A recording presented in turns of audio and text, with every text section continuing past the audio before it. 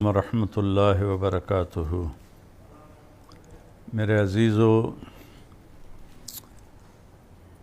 آج کی میری یہ ویڈیو خاص طور پر ان نوجوانوں لوگوں کے لیے ہے جو جھوٹے تھم نیل لگاتے ہیں کہ ہماری ویڈیو کھل جائے اور اس پر انہیں لائک مل جائیں اور کچھ پیسے آ جائیں، اور عمومی طور پر پورے پاکستان کے بھائی بہن دوست احباب سے گزارش ہے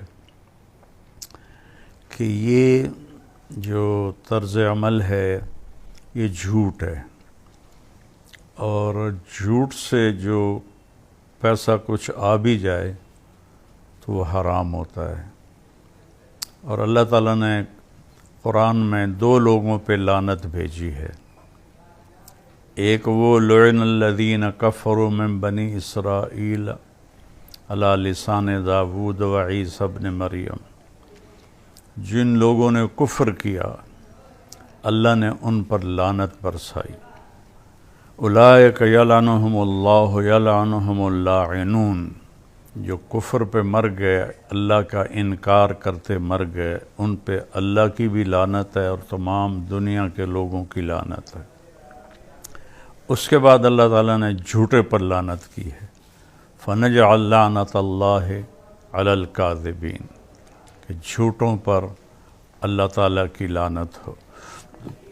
تو میرے عزیزو، اب یہ جھوٹے تھم نیل لگا کر چند لائک لے لیتے ہیں، لیکن آپ کی وہ کمائی تو حرام ہو جاتی ہے۔ مجھے اتنی دفعہ یہ تھم نیل والے مار چکے ہیں، طارق جمیل انتقال ہو گیا، مولانا طارق جمیل انتقال ہو گیا، مولانا طارق جمیل وہ حادثے میں شہید ہو گئے، اور ایک وہ کراچی کا ایک بچہ ہے، مجھے اس کا نام بھول رہا ہے، اس کی وہ حادثے کی فوٹو لگا دیتے ہیں۔ طارق جمیل 49 ارب روپے ان کے ضبط ہو گئے۔ تو طارق جمیل اگر میں ہوتا تو میں اس کو جوتے مارتا۔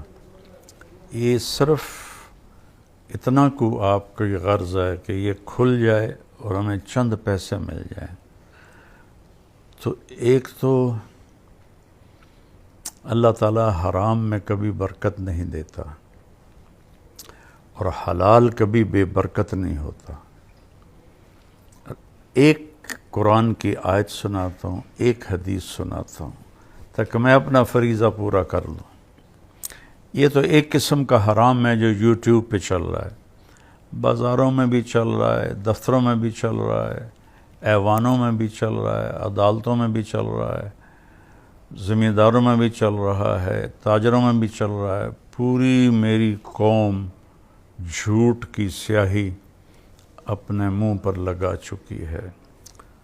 کئی لاکھ اکٹھے کروں تو شاید ایک سچ بولنے والا ہو، اور جو قوم جھوٹ، ظلم اور دھوکہ بازی کا شکار ہوتی ہے، اللہ تعالیٰ انہیں ذلیل کر دیتا ہے، فقیر کر دیتا ہے، محتاج کر دیتا ہے، چاہے وہ مسلم ہو چاہے وہ کافر ہو۔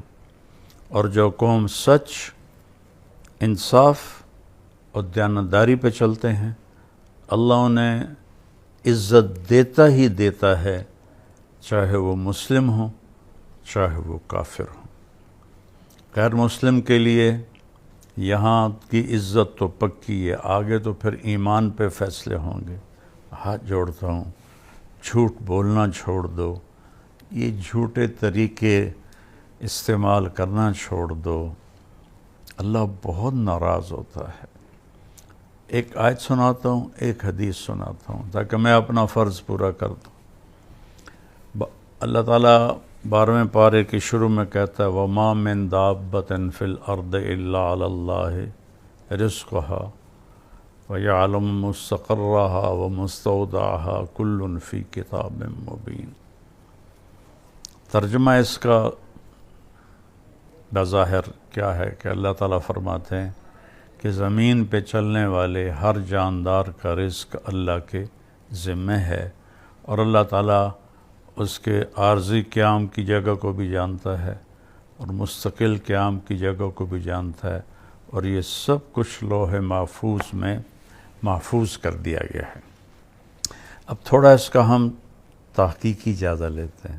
وما من کا جو لفظ جہاں آیا ہے، کلو دابتن بھی کہا جا سکتا تھا، نہیں، وما اللہ تعالیٰ نفی کو پہلے لائے، پھر من دابہ، من کے ذریعے سے اس جہان میں جتنے جاندار ہیں، جتنوں کو آپ سوچ سکتے ہیں، زمین پر، فضا میں، سمندر میں، دریاؤں میں، جنگلوں میں، پہاڑوں میں، صحراؤں میں، غاروں میں، رینگنے والے، چلنے والے، دوڑنے والے، تیرنے والے، اڑنے والے، جتنے بھی ہیں، ما من یہاں ایک ہتھوڑا ہے،